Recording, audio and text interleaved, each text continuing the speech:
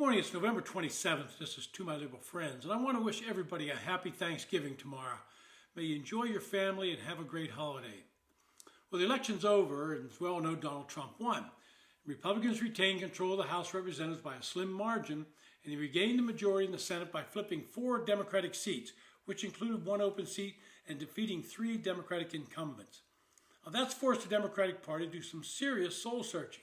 It means they have to realize they're out of touch with the voters. And there are some in the party that have acknowledged this fact, but too many are blaming other factors for the loss. Joe Biden should never have run for a second term in the first place. He basically promised to be a one-termer when he was elected in 2020. Within 2 years of taking the oath of office, voters made clear they're ready to move on. According to 2022 exit polls in Michigan, North Carolina, Pennsylvania, and Wisconsin, 4 of the 7 key swing states in 2024, more than 2/3 of the voters said they didn't want Biden to run again. Then they say Joe Biden stayed in the race too long. He should have dropped out by the first of the year. Yet he ran anyway with disastrous consequences. His approval rating remained underwater the entire time he was a candidate. Despite signs he was physically slowing down, party officials closed ranks around him, squelching any debate about his fitness for a second term, blocking any effort of a primary. And it all caught up to him after a debate performance so calamitous that he had to end his bid. But he still clung to the belief that he had defeated Trump in 2020 and he was the only choice to run against Trump. Well, here's the facts. Kamala Harris was a poor candidate. She failed miserably in her first run for the presidency in 2020 and dropped out even before the Iowa caucuses. She burned $1 billion plus in a few short months and was almost invisible to the media. She could not articulate the issues and relied on calling Trump names and hoping that the abortion issue would carry her to victory. Her campaign is now blaming Trump as the reason Harris did not go on the Joe Rogan podcast. That's a joke. All of these are some of the reasons Democrats believe they lost, and while some are valid, they're not a complete set of reasons. Biden can't be pinned with the responsibility for losing every key swing state, for the loss of the Senate, or for splintering the Democratic coalition.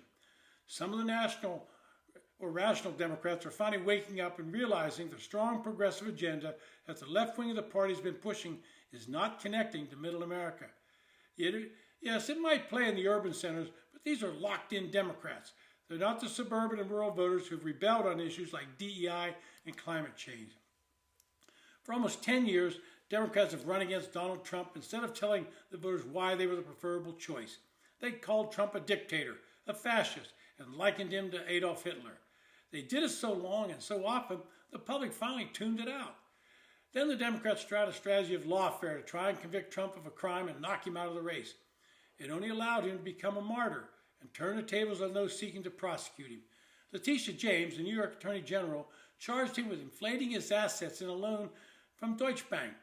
She campaigned for the position by saying she would go after Trump, something anyone should view as unseemly and unethical for any prosecutor to do.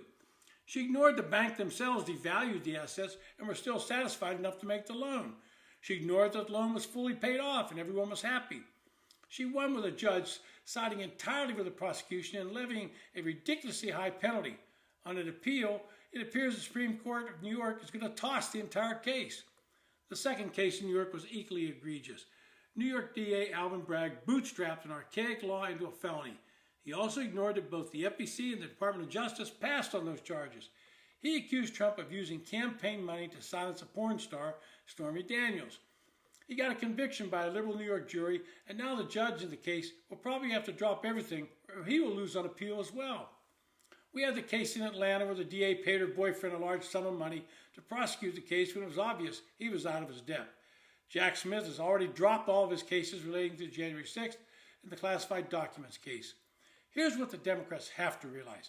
They have lost their winning coalition because they lost touch with the voters.